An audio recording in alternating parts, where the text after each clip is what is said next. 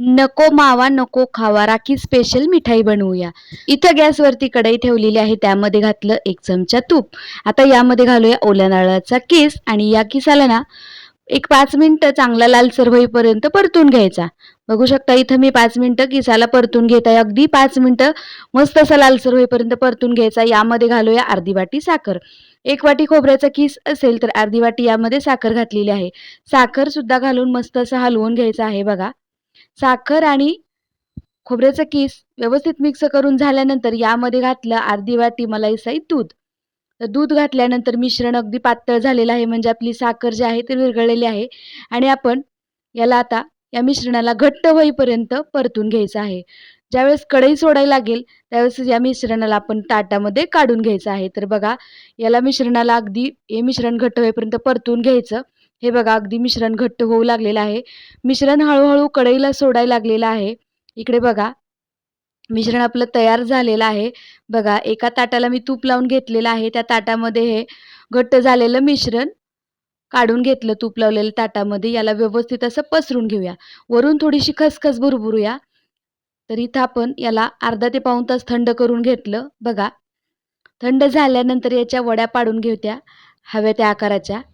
तर इथे एकसारख्या आकाराच्या वड्या पाडून घेतल्या। आता या वड्याचेच आपण मस्त असे लाडू बनवूया। मी फक्त आकार देऊन घेतला होता या लाडूला एकसारखा आकार येण्यासाठी, म्हणून इथं मी वड्या पाडून घेतल्या एकसारख्या आकाराच्या। मस्त असे लाडू तयार झाले। इथं आपण या पद्धतीनं बाकीचे लाडू सुद्धा बनवूया। तयार झाले चॉकलेट लाडू मस्त असे। दुसरी रेसिपी पाहूया। इथं आपण 1 वाटी खोबऱ्याचे काप घेतलेले आहेत, बघू शकता। आता आपण पांढरे शुभ्र मलाईदार लाडू बनवतोय।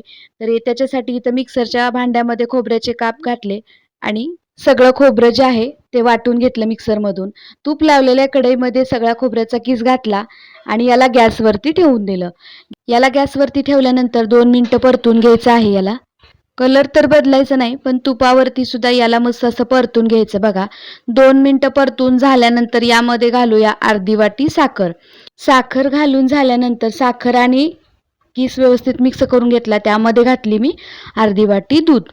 आता दूध घातल्यानंतर हे आपलं मिश्रण जे आहे ते अगदी पातळ झालेलं आहे, बघू शकता। आता या मिश्रणाला 10 ते 15 मिनिटं मस्त असं घट्ट होईपर्यंत परतून घ्यायचं। आता बघा इथे आपलं मिश्रण कढई सोडू लागलेलं आहे आणि ते मिश्रण आपण हातावरती बघितलं याचे लाडू वळतात का। तर मिश्रण तयार झाल्यानंतर ताटामध्ये काढून घेतलं आणि याला आता मस्त असं थंड करून घेतलं बघा। तर हातावरती याचे लाडू वळू लागलेले आहे, बघू शकता। मिश्रण थंड झाल्यानंतर मी याचे लाडू वळून घेतले बघा। एकसारख्या आकाराचे लाडू बनवून घेतले। इथं आपले मस्त असे पांढरे शुभ्र मलाईदार लाडू तयार झाले। कशा वाटल्या रेसिपी कमेंट करून सांगा आणि चॅनेलला सबस्क्राईब करा।